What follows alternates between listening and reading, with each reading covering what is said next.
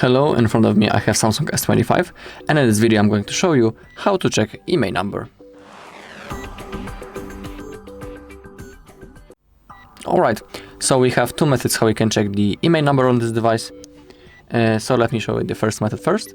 Open up your phone app and type this code *#06#, and here we have our two IMEI numbers, also the EAD and the serial number. Then click on OK, but also we can go into our settings. Now scroll down into the bottom until you find About Phone options. Scroll down, and in here you can also see your two IMEI numbers. Alright, so that's all in this video. Thank you all for watching. If you found this video helpful, please leave a like, comment and subscribe.